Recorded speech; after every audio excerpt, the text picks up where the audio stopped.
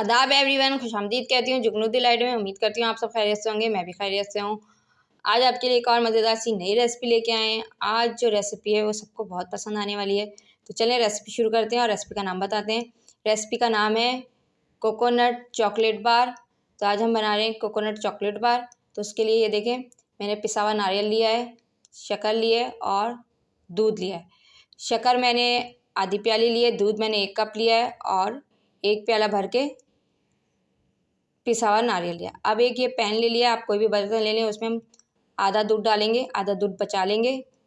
ये देखें मैंने आधा दूध डाल दिया, इसमें आधा कप दूध, आधा कप बचा लिया है अभी। अब इसमें हम शक्कर डालेंगे, मैंने बलाई वाला दूध लिया है। ये अब शक्कर लिए जो आधी प्याली है वो डाल रहे हैं हम इसमें। शक्कर डालेंगे, चलाएंगे, बाकी दूध जो है वो डाल देंगे अब इसमें। अब चलाएंगे इसे अच्छे से, शक्कर इसमें मेल्ट हो जाएगी।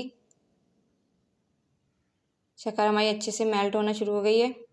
अब इसमें मैं थोड़ा सा सूखा दूध डाल रही हूँ, यानी आधी प्याली में सूखा दूध डाल रही हूँ। ड्राई मिल्क पाउडर, अगर आपको ड्राई मिल्क पाउडर नहीं डालना है तो आप स्किप कर दिएगा और शक्कर अपने हिसाब से रखिएगा जितना मीठा आपको चाहिए। तो अब ये मैं मिल्क पाउडर भी इसमें डाल दूँगी, इसे भी अच्छे से मिलाऊँगी। ये देखिए मैंने डाल दिया सारा। अब इसे अच्छे से मिलाना है ताकि कोई लम्स ना रहे इसमें। खूब अच्छी तरीके से मिलाना है। ये देखें खूब अच्छी तरीके से मैं मिला रही हूँ, चम्मच चलाते रहना है। चूल्हे की आंच मैंने आहिस्ता रखी है, आहिस्ता आंच पे पकाइएगा। अब ये जो पिसा हुआ नारियल है ये लेंगे, ये 1 प्याला लिया है मैंने, ये इसमें सारा डाल देंगे। इसे अच्छे से चलाएंगे और मिक्स करेंगे इसमें। ये देखिए हमारा दूध भी पक रहा है, इसे भी खूब अच्छी तरीके से इसमें मिक्स करना है।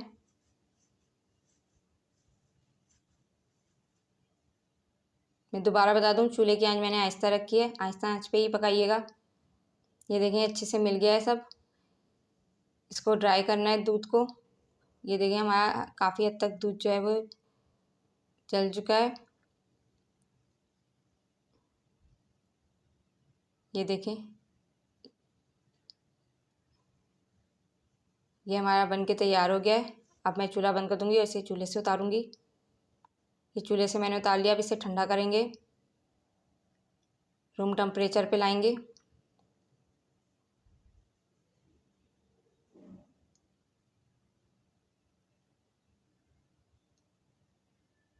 ये हमारा रूम टेम्परेचर पे आ गया है, ये देखें। अब इसमें से मैं थोड़ा थोड़ा लूँगी और आपको जो भी शेप देनी है मैं बार की तरह बनाऊँगी। अगर आपको बॉलें बनानी है तो आप बॉल भी बना सकते हैं इसकी। मैं बार बना रही हूँ। ये देखिए इस तरह लंबे लंबा करना है, ये इस तरह हाथ से सेट कर लीजिएगा दोनों हाथों से। ये मैंने दोनों हाथों से करके बनाया है। ये देखें इस तरह ये बार की तरह बना दिया है। इसी तरह सारे बनाने, मैंने सारे बना के रख लिए हैं। अब इन्हें हम साइड पे रखेंगे।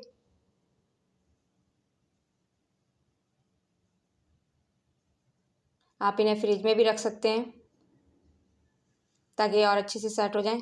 अब एक मैंने बर्तन लिया, उसमें मैंने पानी डाला है, पानी को हम गर्म करेंगे। 1 प्याले में मैंने चॉकलेट ले लिया, अब इसे छोटे छोटे पीसेस करेंगे। ये देखें हमने छोटे छोटे पीसेस कर लिए। अब इसको पानी रखा था उस बर्तन के ऊपर रखेंगे। ये देखें हमारी चॉकलेट मेल्ट होना शुरू हो गई है। जब ये पूरी मेल्ट हो जाएगी, ये देखें ये अच्छे से मेल्ट हो गई है। अब मैं चूल्हा बंद कर दूँगी और इसे चूल्हे पर से उतार लूँगी और इसे भी रूम टेम्परेचर पे लाऊँगी।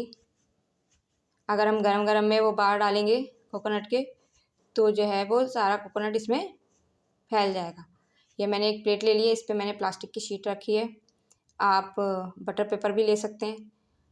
ये हमारे रूम टेम्परेचर पे चॉकलेट आ गई है, ये मैंने फ्रिज से बाहर निकाली है। अब इस पर हम ये चॉकलेट लगाएंगे। इसे चॉकलेट में डिप कर दिया है। मैंने एक कांटा लिया और चम्मच से कर रही हूँ, आप चाहें तो दोनों कांटे यूज़ कर सकते हैं। अच्छी तरीके से ये डिप हो गई है चॉकलेट में। अब इसे निकाल देंगे और जो इजाफी चॉकलेट है वो नीचे निकल जाएगी।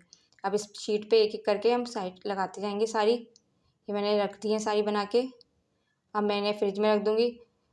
फ्रिज में रख दें या फ्रीज़र में रख दें इनको, ये अच्छे से सेट हो जाएंगी। ये देखें ये अच्छे से सेट हो गई और जो बाकी चॉकलेट थी वो मैंने हटा दी है साइड से। तो आज की जो रेसिपी थी वो थी कोकोनट चॉकलेट बार। बहुत ही आसान सी रेसिपी है, जल्दी से घर में बन जाती है।